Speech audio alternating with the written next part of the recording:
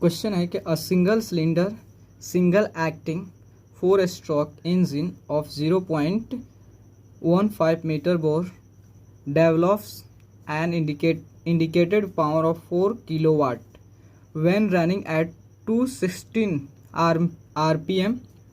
Calculate the area of the indicator diagram that would be obtained with an indicator having a spring constant of 25 × 10⁶ Newton per meter cube.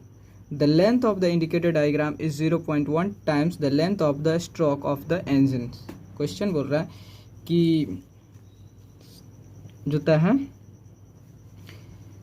जो क्या होता है, एक engine है जो कि सिंगल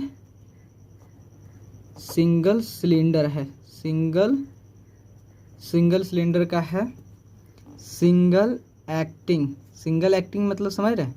सिंगल एक्टिंग मतलब होता है कि जो पिस्टन होता है और पिस्टन पे वर्किंग फ्लूइड के द्वारा एक ही साइड से उस पिस्टन पे वर्क हो रहा है तो उसे कहते हैं सिंगल एक्टिंग। और वहीं डबल एक्टिंग हो जाता है तो पिस्टन पे फ्लूइड्स के द्वारा पिस्टन के दोनों साइड पिस्टन के दोनों साइड पे वर्क होता है फ्लूइड के द्वारा तो उसे कहते हैं डबल एक्टिंग कहते हैं।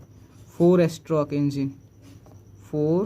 स्ट्रोक इंजन जिससे वन साइकिल इसके क्या होता है 4 स्ट्रोक इंजन, इसे 1 साइकिल कंप्लीट करने में पूरा इसे कितना लगना चाहिए, लगता है 4 स्ट्रोक लगता है, इसलिए 4 स्ट्रोक इंजन होता है पूरा।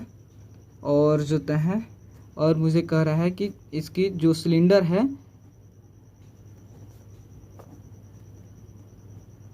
सिलेंडर की जो डायमीटर है 0.15 मीटर है और इसका जो इंडिकेटेड पावर होता है कितना है 40 किलोवाट है। तो इसमें मुझे क्वेश्चन पूछ रहा है कि इसके इंडिकेटेड डायग्राम का एरिया क्या होगा। देखो इंडिकेटेड डायग्राम का एरिया क्या होगा तो उसके बारे में देखो क्वेश्चन। इंडिकेटेड डायग्राम तो के वैल्यू मुझे भी दिया है, स्प्रिंग कांस्टेंट वैल्यू कितना दिया है 25 × 10⁶ न्यूटन पर मीटर क्यूब है।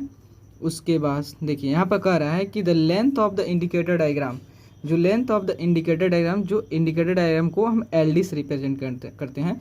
The length of the indicator diagram is 0.1 times length of the stroke length. Okay, ये length of the stroke length है 0.1 × L।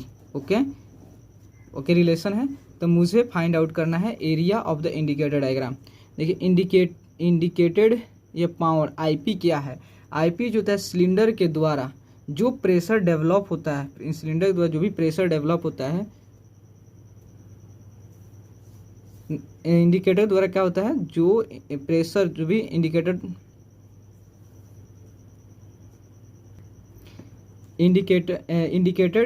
इंडिकेटेड पावर क्या होता है, आईपी क्या होता है, जो सिलेंडर के अंदर जो पावर डेवलप्ड होता है उसे कहते हैं इंडिकेटेड पावर कहते हैं, जिसका फार्मूला होता है आईपी = पीएम। पीएम मीन्स होता है मीन इफेक्टिव प्रेशर होता है, मीन इफेक्टिव प्रेशर जो पीएम = होता है मीन इफेक्टिव प्रेशर होता है, मीन इफेक्टिव प्रेशर होता है।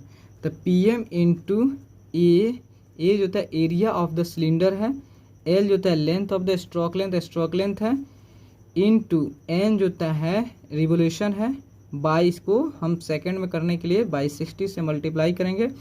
और 4 स्ट्रोक है, 4 स्ट्रोक के केस में हम उसे 2 से डिवाइड कर देते हैं, ओके। तो हम इसका वैल्यू ना पीएम देखिए, तो पीएम की जो होता है पीएम = क्या होता है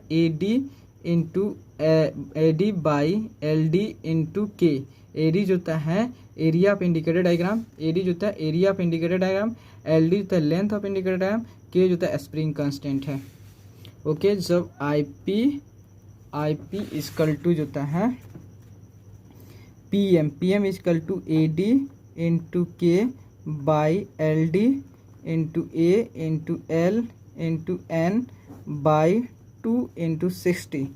देखो आईपी का वैल्यू कितना दिया, इंडिकेटर पावर कितना दिया है, मेरे इंडिकेटर पावर की वैल्यू दिया है 4 किलोवाट। जब इससे हम वाट में बदलेंगे, 4 इंटू 10⁻³ से मल्टीप्लाई कर देंगे। मुझे AD फाइंड आउट करना, एरिया ऑफ इंडिकेटर डायग्राम।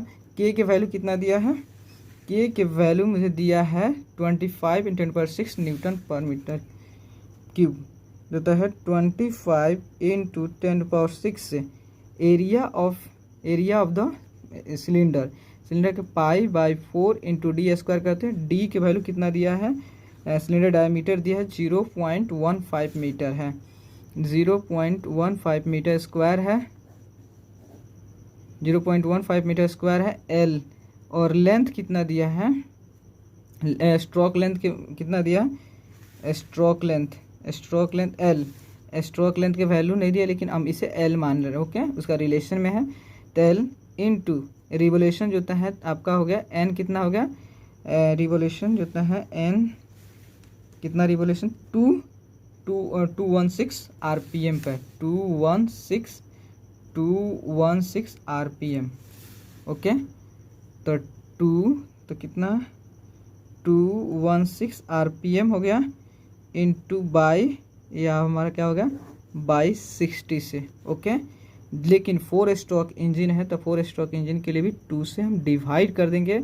और यहाँ LD है, LD बाई डिवाइड में है कि नहीं, LD जो है डिवाइड में है, इसलिए इसे हम डिवाइड करेंगे तो कितना, इसको LD इक्वल टू, देखिए LD equal to 0.1 into L है, तो 0.1 इंटू एल, तो L से और यह L कैंसिल आउट हो जाएगा, L से L कैंसिल आउट हो जाएगा, और 10⁻³ से 10⁻³ यह कैंसिल आउट हो जाएगा, यहाँ 4 बचे, जब 4 तो 4 इंटू 2 इंटू 60 इंटू 0.1 बाई 25, यह 25 नीचे आएगा, इंटू 10⁻³ इंटू, और यह 4 ऊपर चला जाएगा, नीचे ऊपर जाएगा 4 10⁻³ नीचे पाई इंटू जो होता है 0.15 स्क्वायर, 0.15 स्क्वायर, तो 0.15 स्क्वायर 25 10⁻³ पाई 0 इतना, और इंटू जो होता है 216 हो जाएगा। जब मुझे क्या, एरिया ऑफ इंडिकेटर डायग्राम निकल जाएगा। तो area of indicator diagram AD equal to जो होता है, जब इतना 2 इंटू 60 इतना, okay, 4 2 60 0.1 into 4, okay, thanks.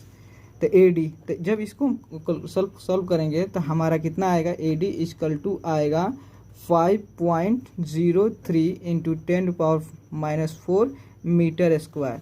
But मुझे इसके किस में सॉल्व करना, मीटर mm स्क्वायर में। तो 5 इंटू 0.3 को हम 10⁻6 से मल्टीप्लाई करेंगे, 10⁻6 से मल्टीप्लाई करेंगे तो क्या होगा, तो यह हमारा आ जाएगा AD equal to 503 mm square, answer.